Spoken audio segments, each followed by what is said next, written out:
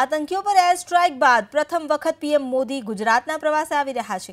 2 દિવસ દરમિયાન પીએમ મોદી વિવિધ યોજનાનું લોકાર્પણ કરશે, ઉદ્ઘાટન કરશે, જેમાં સૌપ્રથમ પીએમ જામનગર જશે, જ્યાં ગુરુ ગોવિંદ સિંહ હોસ્પિટલનું લોકાર્પણ કરશે। નવી ઇમારત લોકો માટે ખુલ્લી મૂકશે। સૌની યોજનાનું અંતર્ગત તેઓ રિમોટ કંટ્રોલ મારફતે રણજીત સાગર ડેમમાં નર્મદાના નીરનું અવતરણ કરાવશે। ત્યારબાદ તેઓ જાહેર સભાને સંબોધશે। બપોરે 1:30 વાગ્યે પીએમ મોદી અમદાવાદ એરપોર્ટ પર આવી પહોંચશે, જ્યાંથી તેઓ જાસપુર ખાતે વિશ્વ ઉમિયાધામના મહાપૂજનમાં ભાગ લેશે। અમારી સાથે જોડાઈ ગયા છે પરાક્રમસિંહ જાડેજા જામનગરથી। જામનગરમાં કેવી છે તૈયારીઓ અને કેવો છે સુરક્ષા બંદોબસ્ત? શું છે માહિતી પરાક્રમ?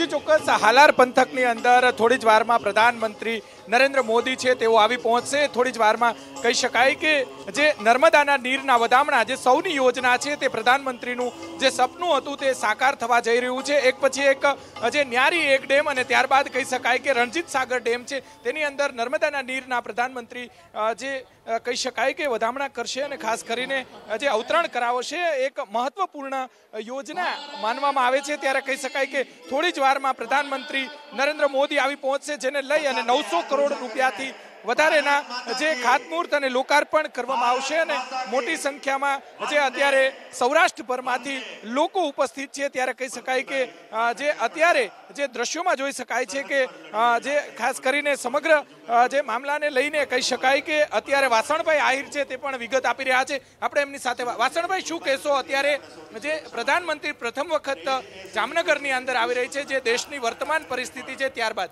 કયા કયા કામો છે તેમના લોકાર્પણ અને ખાતમુહૂર્ત કરવામાં આવશે? આજે મને ખૂબ આનંદ છે કે આપણા ગુજરાતના પનોતા પુત્ર અને અમારા સવાયા કચ્છી એવા દેશના પ્રજાવત્સલ પ્રધાનમંત્રી નરેન્દ્રભાઈ સૌરાષ્ટ્રની મુલાકાતે આવી રહ્યા છે।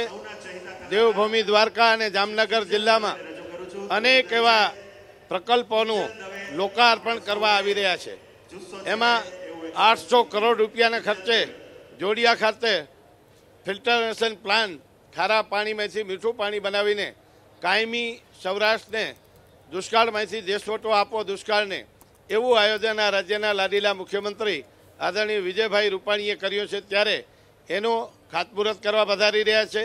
એક આ સૌની યોજનાનું અમારું અહીંયાનું ડેમ છે મોટું, જે જીવન ધોરણ આખું બદલાવી નાખશે। એ ડેમ માટે પણ પાણી સૌની યોજનાનું પાણીનો આજે પ્રારંભ કરાવવાના છે। એવા અહીંયા સિવિલ હોસ્પિટલમાં પણ એક કાર્યક્રમ રાખવામાં આવ્યો છે। અનેક વિવિધ વિકાસ કામોના લોકાર્પણ અને ખાતમુહૂર્ત આપણા લાડીલા નરેન્દ્રભાઈ જ્યારે કરવા આવી રહ્યા છે, અને એમાંય અત્યારે સમગ્ર હિન્દુસ્તાનમાં અને નરેન્દ્રભાઈનું ઘર એટલે ગુજરાતમાં દિવાળી જેવો માહોલ આપણે જોઈ રહ્યા છીએ, કારણ કે એને દેશ અને દુનિયાને બતાવી આપ્યો છે કે ભારત શું છે, ઇન્ડિયા શું છે।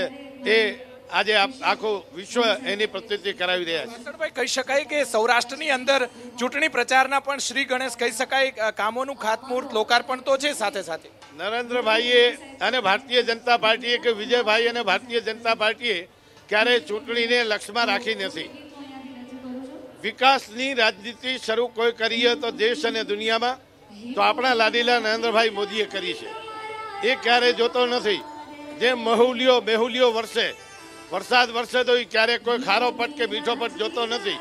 એમ આપણા નરેન્દ્રભાઈ આવું ક્યારેય જોતા નથી। ચૂંટણી સાથે કોઈ લેવા દેવા નથી, પણ તો વિકાસના કામો જોઈ અને પ્રજા ભારતીય જનતા પાર્ટીને મત આપે છે।